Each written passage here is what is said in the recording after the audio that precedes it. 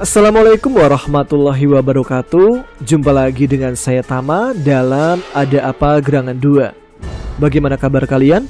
Semoga selalu diberikan kesehatan dan juga rezeki yang cukup. Kembali di Ada Apa Gerangan 2, di mana di sini saya akan membacakan cerita-cerita mistis bersambung. Dan kali ini kita lanjutkan cerita yang kemarin tentang perjalanan Dani mendaki ke Gunung Ciremai dan akhirnya harus berurusan dengan polisi karena berhubungan dengan pendaki berjaket merah yang ternyata telah melakukan pembunuhan. Namun sepertinya setelah dia turun, misinya belum juga berhasil, yaitu menemukan di mana temannya yang bernama Angga berada. Untuk itu sepertinya Dani akan kembali melanjutkan pendakian ke Gunung Ciremai untuk yang benar-benar terakhir kalinya. Nah, seperti apa kelanjutan ceritanya? Langsung saja teman-teman, ada apa gerangan? Ceritanya mulai dari sini.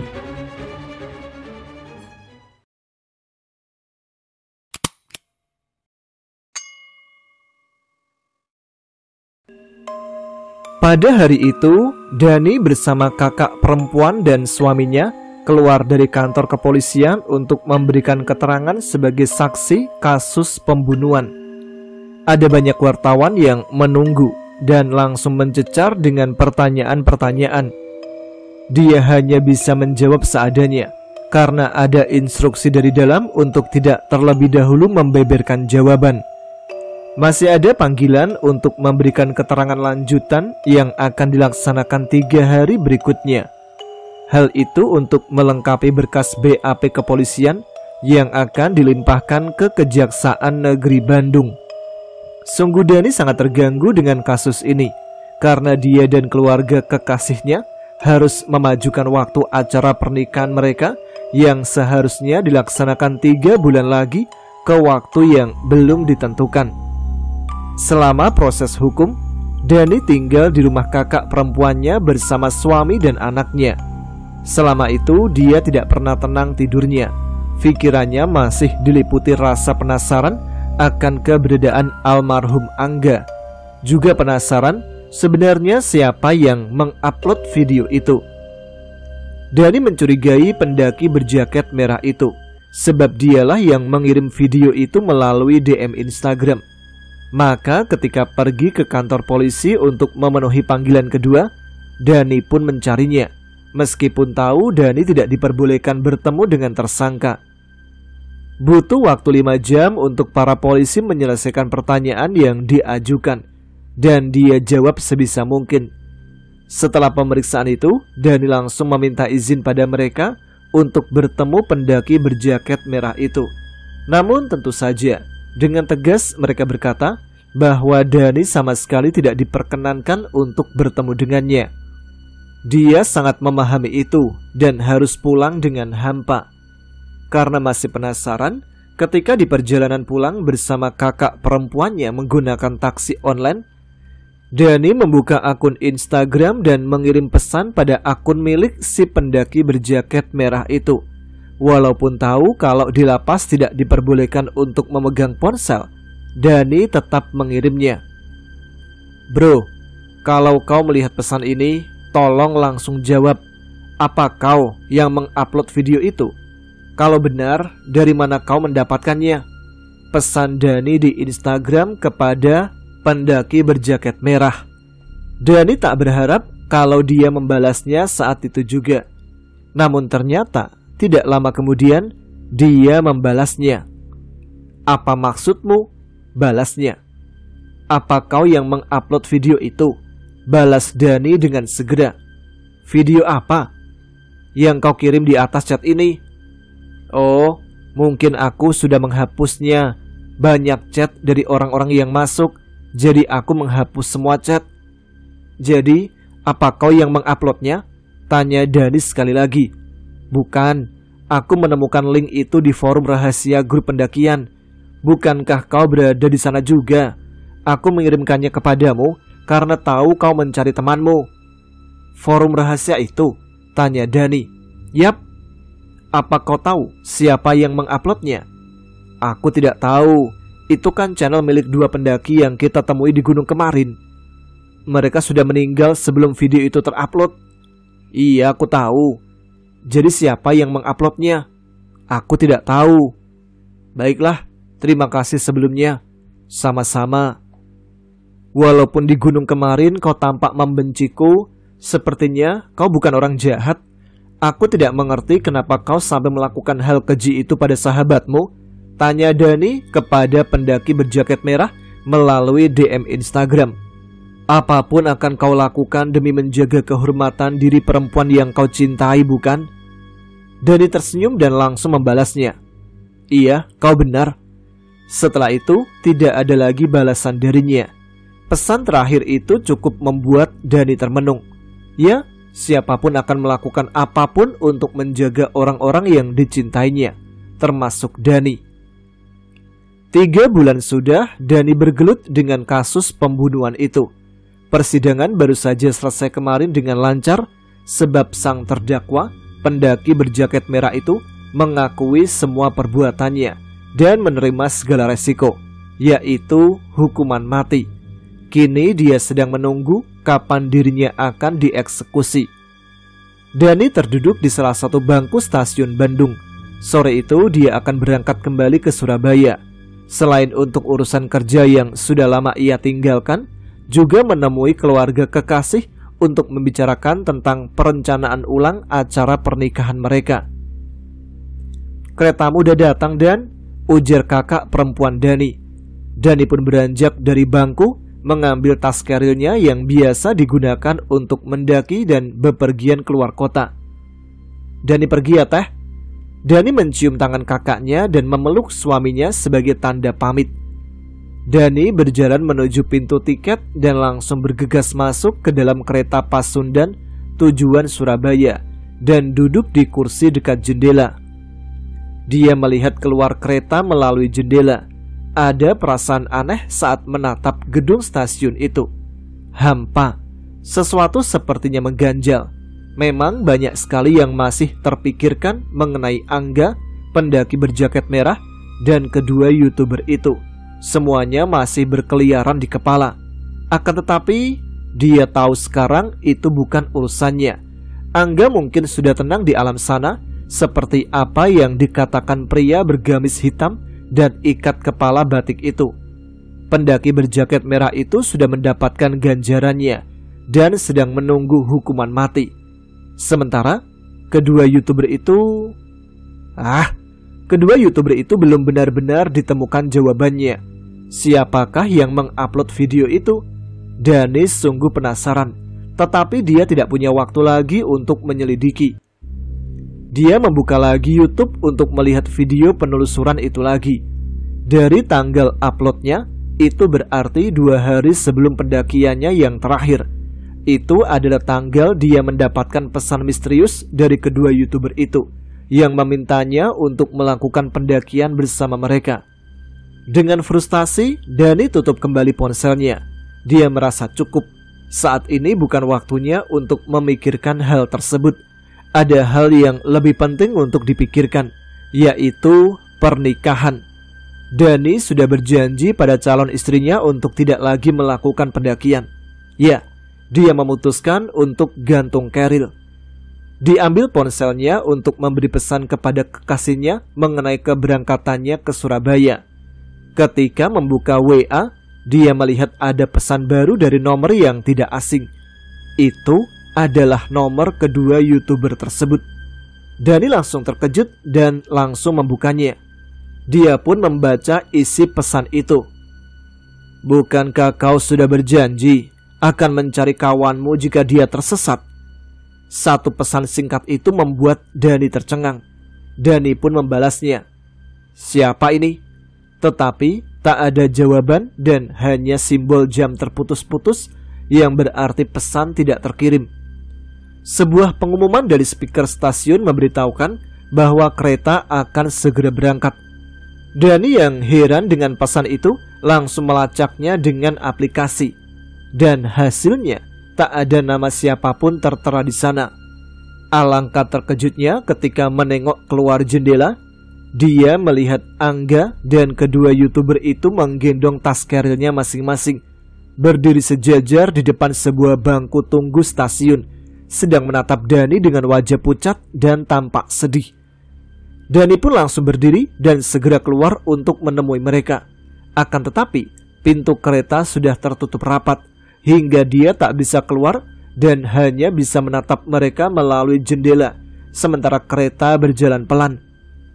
Dani berlari dari gerbong ke gerbong hanya untuk memastikan bahwa itu adalah mereka. Namun semakin lama, kereta semakin melaju dengan cepat, hingga dia tak bisa lagi melihat mereka. Lantas Dani berpikir, apa maksud semua ini? Apa maunya mereka? Apakah mereka ingin aku mencari Angga lagi?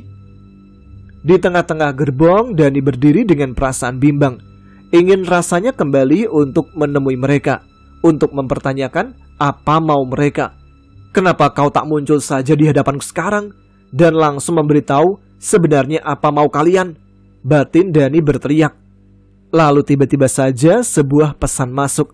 Dani pun langsung membukanya dan ternyata itu dari nomor tak dikenal itu lagi. Jasadku ada di jalur ilegal itu. Sontak saja itu membuat Dani terkejut. Dia tidak tahu ini siapa. Yang pasti ini ada hubungannya dengan sahabatnya yang bernama Angga. Rasa bimbang semakin menjadi-jadi. Di tengah gerbong kereta api yang sedang berjalan, Dani berdiri dengan satu pertanyaan di hatinya. Apakah aku harus kembali dan melakukan pendakian terakhir melalui jalur ilegal itu? Meski hati itu masih diliputi dengan keraguan, tetapi Dani akhirnya memutuskan untuk turun di stasiun berikutnya, Stasiun Kiara Condong, dan langsung mencegat angkutan umum yang akan mengantarkannya ke Terminal Lewai Panjang. Di sana dia menaiki bis untuk berangkat langsung ke sebuah desa di mana jalur ilegal itu berada, sesuai apa yang ditunjukkan oleh video itu. Di dalam bis dia merasa gamang, apakah yang dia lakukan itu benar atau tidak. Dani memilih untuk melakukan pendakian terakhir dengan resiko yang mungkin saja dia mengalami nasib yang sama dengan Angga atau kedua YouTuber itu. Mereka sudah meninggal. Dani tahu itu, tetapi entah kenapa setengah dalam dirinya seakan menggiring untuk melakukan pendakian ini. Pendakian terakhir untuk mencari keberadaan jasad kawannya. Aku mungkin udah gila.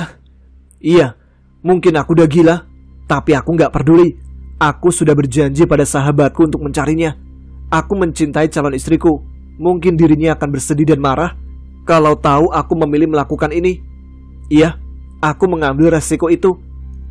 Dani memutuskan untuk tidak memberitahu siapapun tentang pendakian ini.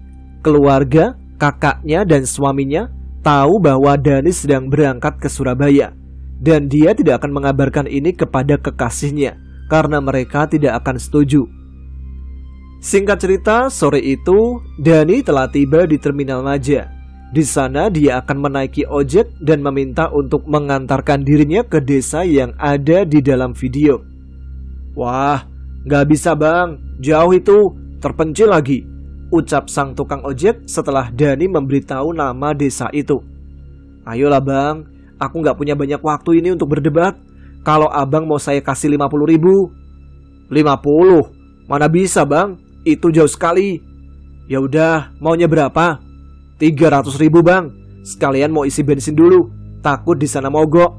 Lagi pula, jalan ke sana itu masih tanah berbatu. Gak bakal kuat motor saya bang. Sempat Dani berpikir sebentar untuk mencerna segala sesuatunya. Mungkin uang itu sepadan dengan jalur yang akan mereka lalui. Ya udah bang, 300 ya. Oke, sahut tukang ojek itu. Kalau boleh tahu, abang mau apa ke desa itu? Cari dukun? Tanyanya sembari memberikan helm. Dani menggeleng dan memilih untuk tidak menjawabnya. Kemudian berangkatlah dia menggunakan motor tukang ojek menuju desa itu. Di salah satu sudut jalan raya yang agak sepi, motor sempat berhenti. Sang tukang ojek menoleh ke sana kemari seperti sedang mencari-cari jalan. Dani pun bertanya kepadanya, abang tahu jalannya enggak? Tahu, tapi aku udah lama nggak pernah ke desa itu bang. Jadi agak bingung ini. Emang terakhir kesananya kapan? Sejenak tukang ojek itu terdiam. "Waktu aku masih sekolah, Bang." Dani sedikit tercengang dengan jawabannya, sebab dia melihat pria ini cukup tua untuk dibilang bapak-bapak. Berarti sudah sangat lama dia tidak pergi ke desa itu. "Sebenarnya abang tahu nggak jalannya?" Tahu Bang," jawabnya. Kemudian ia melajukan motor kembali, hingga mereka tiba di sebuah gang kecil dengan jalan tanah. Gang itu berada di pinggiran jauh dari pemukiman kota, dan jalan aspal itu adalah jalan aspal terakhir yang ia lihat sebelum mereka menelusuri jalan tanah berbatu. Dalam hati, Dani bertanya-tanya. Untuk menuju desa itu saja sudah sangat sulit terjangkau, apalagi nanti kalau sudah melewati jalur ilegal itu. Jujur saja, hatinya menjadi ciut, padahal kakinya sama sekali belum menyentuh sedikit pun jalur ilegal itu. Hari sudah gelap ketika motor sudah mengantarkannya di depan gapura yang bertuliskan nama desa itu. Setelah membayar sesuai kesepakatan, sang tukang ojek itu langsung pergi. Mungkin dia sedang terburu-buru untuk pulang. Tinggallah Dani sendiri di sana menatap gapura itu. Keadaan desa cukup sepi, hanya ada suara orang mengaji melalui toa. Rumah-rumah penduduk tampak seperti sebuah desa sesungguhnya. Berdinding bilik bambu dan terdapat banyak kandang-kandang sapi, juga kambing yang tidak jauh dari masing-masing rumah. Dani pun mencari masjid untuk melaksanakan sholat maghrib.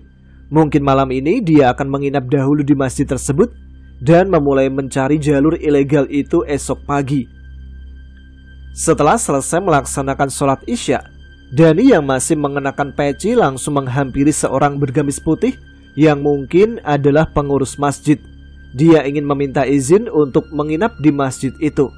Awalnya beliau tampak heran oleh permintaannya dan bertanya ada keperluan apa Dani di desa itu, karena sepertinya dia menyadari kalau Dani bukanlah warga desa tersebut. Dani pun menjawab sedang mencari lokasi jalur pendakian. Beliau pun langsung menggeleng dengan dahi mengernyit. Dani pun tahu bahwa dirinya tidak mungkin mengusir Dani karena letak desa ini yang cukup terpencil dan jauh dari jalan raya. Pada akhirnya pria itu mengizinkan juga Dani menginap dengan syarat jangan berbuat yang aneh-aneh, jangan bikin ribut-ribut, dan lampu dimatikan. Tentu saja Dani menyanggupi. Malam itu Dani tidak bisa tidur, selain karena nyamuk-nyamuk juga karena hati yang sedang gelisah. Dalam pembaringan, Dani mencoba untuk memejamkan mata. Akan tetapi pikiran-pikiran itu datang silih berganti. Pikiran tentang kekasihnya dan pernikahan, pikiran tentang Angga, pikiran tentang apakah dia benar-benar harus melakukan pendakian ini, pikiran tentang siapa sebenarnya yang mengupload video penelusuran itu, pikiran tentang siapa sebenarnya nomor yang mengirim pesan kepadanya. Semuanya terus berkeliaran di kepala, hingga Dani membuka mata kembali dan masih tetap terjaga. Dia ambil ponselnya, beruntung masih ada sinyal, walau hanya 2 bar saja. Dia mencoba untuk mengirim pesan pada kekasihnya dan mengabarkan kalau baik-baik saja. Setelah mengirim pesan, Dani melirik nomor tak dikenal itu dan membuka chat terakhir darinya. "Jasadku ada di jalur ilegal itu." Karena penasaran, Dani pun mencoba mengirim pesan juga kepadanya. "Assalamualaikum." Pesan yang terlihat terkirim, dan tak disangka sebuah balasan langsung datang. Dani langsung bangkit dari pembaringan dan melihat balasannya. "Waalaikumsalam. Maaf, ini dengan siapa?" balasnya. "Justru saya ingin tahu ini siapa. Tadi sore kirim pesan di atas." "Pesan apa?" balasnya lagi. Dani pun langsung mereply pesan yang dimaksud. "Oh, aku tidak tahu siapa yang mengirim pesan itu kepadamu. Mungkin admin yang lain," balasnya lagi menjelaskan. "Maaf, admin?" "Iya, nomor ini adalah nomor admin grup forum rahasia pendaki gunung. Kami jarang memakainya. Nomor ini memang jarang aktif. Kamu mendapatkan nomor ini dari laman profil admin kan?" "Tidak, justru nomor ini yang dahulu mengirim pesan kepadaku dan mengajak aku untuk melakukan pendakian Gunung Ciremai sekitar 4 bulan lalu." "Apa? Oh, apa ini Dani?" Yang dulu pernah cerita di grup kalau sedang mencari temanmu, Angga itu? Iya, itu aku. Astaga, maaf, itu kerjaan salah satu rekan admin lain. Dia mengerjaimu. Mengerjai aku? Iya, maaf, dia emang iseng orangnya. Iseng? Jadi yang mengirim pesan itu adalah salah satu admin yang iseng? Kurang ajar. Batin Dani bergemuruh. Dia tidak percaya dengan apa yang dibacanya. Jelas dia marah. Sekarang abang di mana? Tanyanya lagi. Aku sekarang sedang berada di sebuah desa untuk melakukan pendakian jalur ilegal. Balas Dani. Jalur ilegal? Jalur ilegal itu? Iya, aku akan mencari kawanku sendirian. Jangan bang, bahaya. Kami saja yang menemukan jalur itu sudah tidak berani lagi melewatinya. Kalian yang menemukan jalur itu? Iya, sebenarnya jalur itu adalah rahasia grup. Kami menemukannya 10 tahun lalu. Jalur itu tidak boleh banyak orang yang tahu. Lebih baik abang jangan melakukan pendakian itu. Bahaya, apalagi sendirian. Di sana ada macan, karena itu memang habitatnya. Aku tahu, aku akan tetap mendaki. Jangan bang, terakhir kali kami melalui jalur itu, kami menemukan mayat. Aku menemukan ponsel di dekat mayat tersebut, dan ternyata dia itu YouTuber. Jadi, kamu yang menemukan ponsel YouTuber itu? Iya, kami juga yang mengupload video itu di YouTube milik mereka. Sebab ponselnya tidak ada kata kunci. Jadi kami bisa mengakses media yang ada di dalamnya, termasuk YouTube. Jadi, kalian yang mengupload video itu? Iya bang, abang jangan mendaki lewat jalur itu. Betul bahaya bang. Itu adalah chat terakhir dari nomor tak dikenal itu sebelum sinyal internet benar-benar hilang. Ketika Dani mengirim pesan untuk mempertanyakan kenapa mereka tidak melaporkan jika benar menemukan mayat, pesan itu tak terkirim. Singkat cerita, pagi telah menjelang. Setelah sholat subuh, Dani langsung bersiap untuk mencari jalur ilegal itu sesuai petunjuk yang ada di video penelusuran. Sebenarnya dia sudah tidak merasa yakin dengan pendakian ini. Bahkan semalam, dia sempat berpikir untuk pulang saja dan membiarkan keberadaan jasad Angga tetap menjadi misteri. Ada banyak hal yang membuatnya ragu, yaitu saat menyadari bahwa dia tidak membawa semua perlengkapan mendaki, termasuk alat masak. Dani hanya membawa makanan ringan, air, dan pakaian, karena sebenarnya dia berniat akan kembali ke Surabaya. Beruntungnya dia membawa tenda yang mungkin berguna jika kemalaman di hutan. Nekat. Mungkin itu kata yang tepat untuk menggambarkan bagaimana keadaan dia sekarang. Sudah tahu jalur itu berbahaya dan merupakan jalur paling ekstrim, tetapi masih saja nekat akan melaluinya. Juga ancaman macan. Sungguh satu cara yang tolol untuk mencari mati. Hanya saja mungkin jika Dani tidak melakukan itu, suatu hari jika sudah tua nanti, Dani akan sangat menyesal karena tidak berusaha semaksimal mungkin untuk mencari sahabatnya. Hatinya gamang, namun dia akan tetap melakukan pendakian. Karena setelah ini, dia akan memenuhi janji pada kekasihnya untuk tidak akan pernah mendaki lagi setelah menikah. Maka Dani memutuskan untuk melakukan pendakian terakhir. Benar-benar terakhir. Dani berjalan di antara rumah-rumah warga yang terbuat dari bilik bambu. Sesekali suara kambing mengembik mengiringi langkahnya. Asap dari dapur kompor kayu bakar belakang rumah terlihat menyelimuti udara, meski tak menghilangkan suhu dingin pagi. Bau khas perkampungan tercium, seperti bau batang kayu yang baru saja dibelah, bau kandang peternakan, rumput ilalang di pagi hari. Beberapa orang yang terlihat menandur rumput-rumput untuk pakan ternak mereka berjalan dan tersenyum getir kepadanya. Tampak juga seorang pemuda bertelanjang dada dengan anjing dan senapan angin yang berdiri di salah satu halaman rumah menatap Dani. Entah apa yang ia pikirkan tentang Dani. Ia hanya menganggukkan wajah dan senyum kepadanya dan berlalu tanpa salam. Sesuai dengan arahan video itu, Dani menelusuri jalan tanah menuju hutan belakang desa. Rupanya, letak jalur itu masih agak jauh dari pemukiman. Dan tidak ada satupun petunjuk seperti papan arah di sana. Tentu saja, karena itu jalur ilegal. Apa yang bisa diharapkan? Hingga Dani berdiri di sebuah gerbang hutan. Dia melihat kembali video itu untuk memastikan bahwa itu adalah tempatnya. Dan dia yakin itu adalah jalurnya. Seketika itu, nyalinya langsung ciut kembali melihat lebatnya pohon-pohon di hadapannya. Tapi karena sudah kadung berada di sana, Dani kumpulkan kembali keberanian dan mulai melangkah. Bismillahirrahmanirrahim, batinnya sebelum melangkah. Dia berjalan masuk melalui sela-sela belukar tanaman yang menghalangi jalur, kemudian menelusuri di antara pohon-pohon yang lebih tinggi. Dengan bekal pisau lipat di tangan, tas carry di punggung beserta segala peralatan seadanya di dalamnya, Dani mencoba menembus hutan yang sama sekali belum pernah ia jamah. Awal perjalanan yang harus dilewati hanya sebuah jalur tanah yang landai. Tidak ada petunjuk apapun selain kain merah yang terikat di batang-batang pohon. Dia tahu itu dibuat oleh para penemu jalur ini, yang semalam baru diketahui adalah para admin grup forum rahasia pendaki gunung di Facebook itu. Dani terus mengikuti jejak tersebut. Hal itu membuatnya sedikit tenang, sebab dia akan melakukan hal yang sama ketika balik nanti. Suasana sangat sepi saat Dani melangkah. Hanya ada suara serangga dan burung-burung yang berteriak di atas sana, seakan menyambut kedatangan tamu asing mereka. Saat berjalan sendirian di tengah hutan itu, sesuatu mengusik ketenangan hatinya. Dia merasakan seperti ada sesuatu atau seseorang yang sedang mengawasi.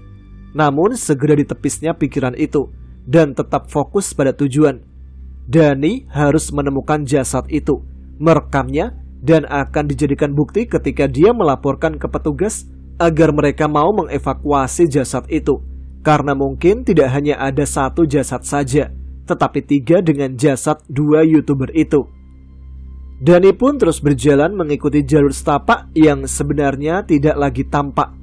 Berjalan dan terus berjalan di antara pohon-pohon, sampai dia menyadari jalur landai itu seperti tidak habis-habisnya ditelusuri. Hingga dia mendengar sesuatu yang tak begitu asing, seperti suara aliran arus air. Dan benar saja, setelah dilihat dan diikuti asal suara itu, ternyata itu adalah sungai. Di seberang sana ada kain merah yang terikat di ranting pohon, yang berarti Dani harus menyeberanginya. Sungai itu memang tidak terlalu lebar, akan tetapi arusnya tampak deras. Untuk melewatinya, dia harus melangkah pada bebatuan yang berjarak agak jauh. Tidak ada pilihan lain. Dia pun langsung melompat ke satu batu yang ternyata licin, hingga hampir saja terpeleset. Dani harus berhati-hati saat meloncat ke batu kedua yang terlihat tidak rata dan licin. Dan sialnya, ketika melompat ke batu yang kedua, Dani kehilangan keseimbangan dan akhirnya jatuh ke sungai yang deras dengan kaki terlebih dahulu. Beruntung ternyata sungai itu tidak terlalu dalam, hingga Dani bisa berdiri dengan menumpuk kaki di antara batu-batu yang ada di dasar sungai. Sambil menantang arus air yang deras, dia mencoba naik ke atas batu besar. Akan tetapi, karena keadaan batu yang licin, dia terpeleset kembali ke dalam air. Akhirnya Dani memutuskan untuk berjalan ke seberang sungai sambil menahan derasnya aliran arus air. Berjalan perlahan-lahan karena di dasar sungai pun tidak kalah licin. Hingga akhirnya Dani berhasil juga menjangkau seberang sungai itu. Tidak mau menunggu lama, dia pun langsung meneruskan perjalanan dalam keadaan basah kuyup dari pinggang sampai ke bawah. Suara sepatu berdecit-decit ketika dia melangkah dengan sepatu yang basah karena kemasukan air, dan itu membuatnya tidak nyaman. Selanjutnya tidak lama dari sungai itu, barulah jalur menanjak mulai menghadang. Tanjakan tanah berakar lebat yang tampak menanjak tinggi seperti tangga alami, tapi dengan tingkat kemiringan yang sangat curam hingga sulit dilewati.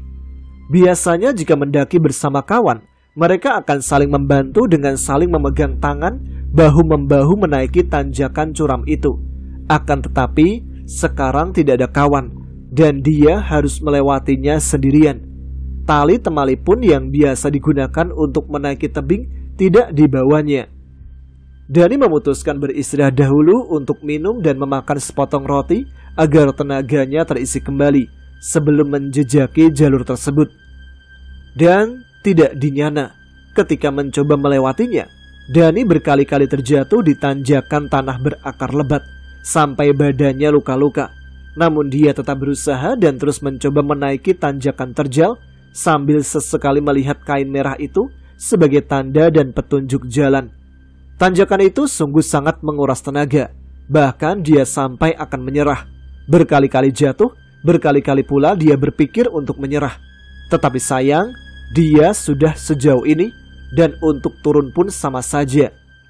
Seharian penuh Dani menelusuri tanjakan itu di tengah-tengah hutan sendirian.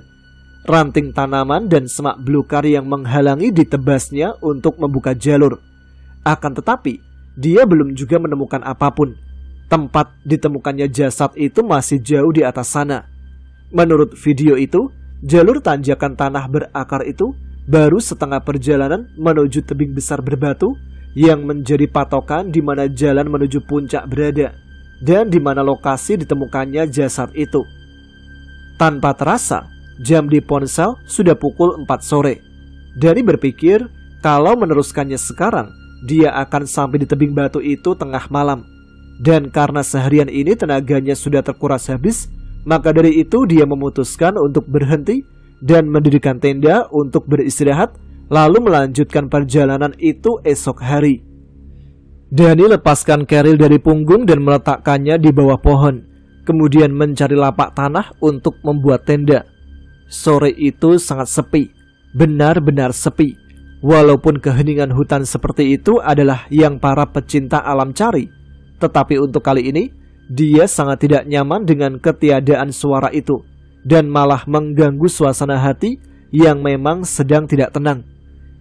Dani menengadahkan wajah dan melihat lebatnya dedaunan di atas sana, menghalangi matahari senja yang berebut masuk seperti ingin menembus kerapatan ranting-ranting yang mencengkram rerimbunan.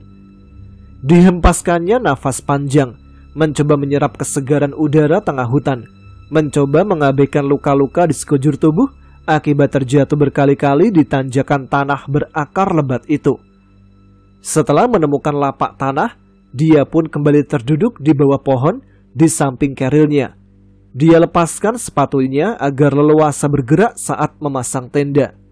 Alangkah terkejutnya dia ketika mendapati pacet atau lintah menempel di pergelangan kaki. Tidak hanya ada di sana. Setelah kembali diperiksa, lintah-lintah itu juga menempel dari betis sampai ke paha.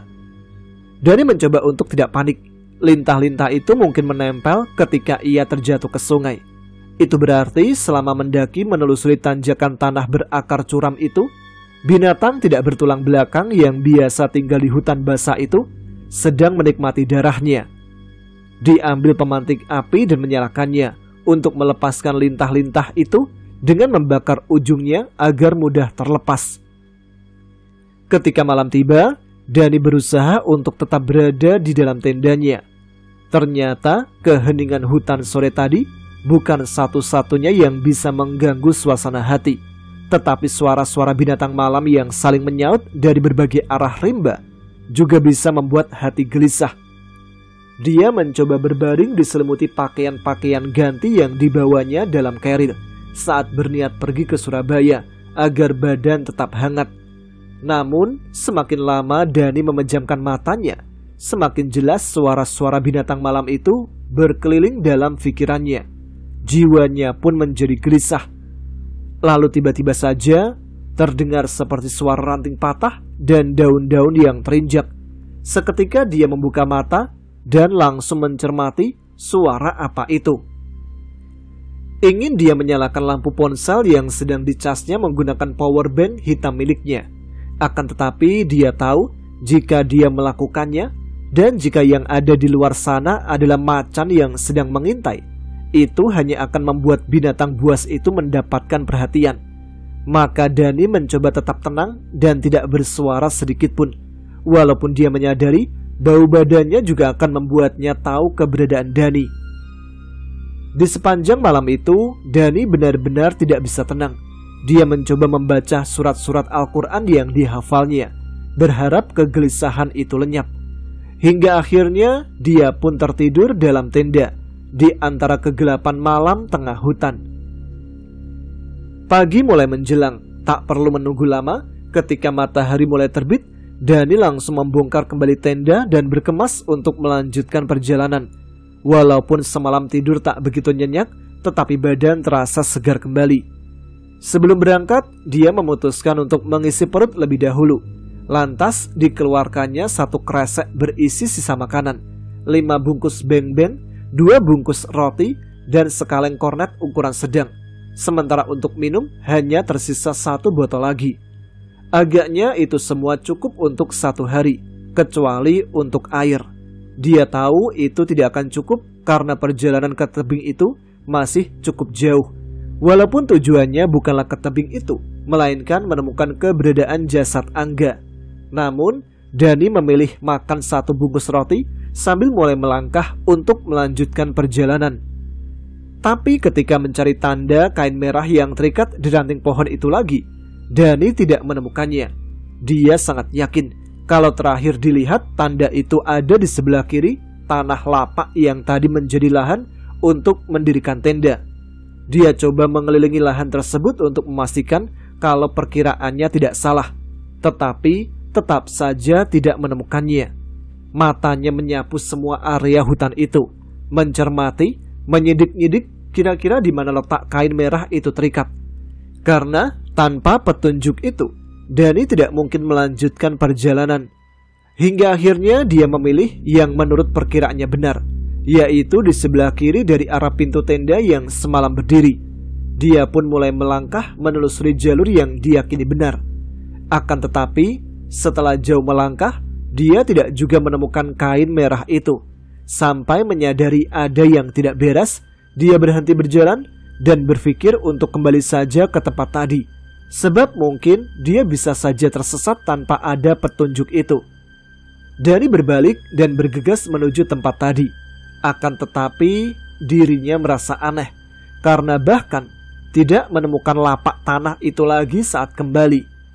Apa jalan yang aku ambil udah benar? Batin Dani dengan perasaan yang sangat panik. Dia mencoba menelusuri kembali jalur-jalur yang tadi dilewatinya, namun tidak ada. Balik lagi, tidak ditemukan juga. Coba lagi ke arah lain, tetap nihil. Hingga dia menyadari kalau sebenarnya dia sudah tersesat. Bahkan jalur tanjakan tanah curam berakar pun tidak dia ketahui lagi keberadaannya di mana. Sejenak Dani terdiam, berdiri di antara semak-semak berdaun lebat, mencoba menenangkan diri, menerawang ke sekitar, menyapu pandang sekeliling. Pohon-pohon berdiri tegak menjulang ke atas. Suara-suara binatang rimba riuh berseru bersautan. Lutung yang paling jelas terdengar, berteriak dari kejauhan seakan memperingati akan sesuatu. Dani tengadahkan wajahnya ke atas untuk melihat matahari yang sesekali muncul di sela ranting-ranting daun pohon, mencoba mencermati arah gerakannya agar dia dapat mengetahui di mana arah mata angin. Sebab dia tahu matahari bergerak ke sebelah barat, meskipun dia tidak tahu persis ke arah mana akan melanjutkan langkah. Diiringi nyali yang mulai ciut, Dani mencoba melangkah ke arah barat, berjalan pasrah sambil sesekali menengok sekitar, berharap menemukan setidaknya jalur setapak itu, walaupun kecil kemungkinannya ada di jalur ilegal itu. Namun alangkah terkejutnya hatinya ketika berhasil menemukan lapak tanah tempat dia mendirikan tenda semalam. Dani hampir menangis dibuatnya, bersyukur karena tempat itu bisa menjadi patokan di mana tanda petunjuk kain merah itu berada, walaupun dia tidak tahu ke arah mana lagi harus mencari. Lantas dia pun terduduk di sana, di atas rerumputan untuk sejenak beristirahat. Sementara itu, matahari terlihat di atas kepala, yang berarti hari sudah siang. 2 bekas bungkus coklat beng-beng tergeletak di hadapan Dani. Lalu diambilnya air dalam botol dan meneguknya. Dani berpikir kembali bagaimana cara agar tidak tersesat lagi saat mencari tanda petunjuk berupa kain merah itu. Lalu terpikirkan olehnya sebuah ide, dan segera saat itu juga langsung melakukannya. Dia keluarkan 1 helai baju dari dalam karir dan memotongnya menjadi beberapa bagian panjang untuk dijadikan tali. Jadi dia akan berjalan ke arah hutan dan mengikatkan kain itu ke ranting-ranting pohon atau semak agar dia bisa kembali ke tempat semula. Jika tidak menemukan petunjuk kain merah itu, Dani akan kembali sesuai dengan petunjuk kain merah yang dibuatnya. Berjam-jam sudah dia melakukan itu. Berkali-kali pula dia gagal menemukan kain merah itu. Hingga di percobaan yang entah keberapa, Dani berhasil menemukan petunjuk jalan berupa kain merah itu. Ternyata selama ini dia salah menentukan arah kiri dari tenda, karena tanda itu ada di belakang tenda, bukan di depannya. Setelah benar-benar yakin dengan petunjuk kain merah itu, dia pun berbalik dan berjalan kembali ke tanah lapak dengan perasaan lega. Namun tak dinyana, ketika hampir sampai, seekor macan hitam terlihat sedang mengendus-endus tas kerilnya di sana. Seketika itu Dani panik. Dan ketika Dani akan bersembunyi, belum sempat bergerak, macan itu sudah menengok ke arahnya, hingga mereka berdua pun saling bertatapan. Nah, itu dia episode untuk kali ini. Kita lanjut ceritanya besok lagi aja ya. Kayaknya ini masih 2 episode lagi deh. Jadi nantikan terus dan aktifkan notifikasinya biar tidak ketinggalan. Terima kasih untuk teman-teman sekalian yang telah menyimak setiap episode Ada Begerangan. Terima kasih yang sudah like, yang udah share dan juga subscribe channel ini. Jangan lupa juga tuliskan komen, tunjukkan eksistensi kalian. Oke, sekarang saya Tama harus pamit. Tetap semangat, jaga kesehatan. Wassalamualaikum warahmatullahi wabarakatuh.